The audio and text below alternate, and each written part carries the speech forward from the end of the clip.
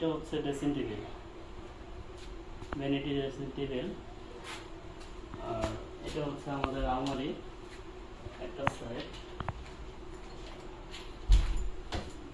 ভিতরে দুই পাশে হ্যাঙ্গার, শাড়ি, ড্রয়ার। এটা হচ্ছে ড্রয়ার।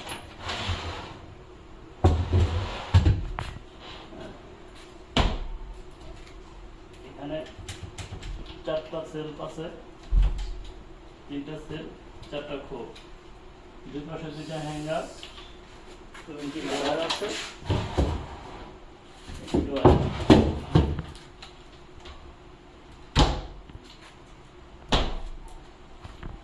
এটা হচ্ছে খাট 6 ফিট 7 ফিট,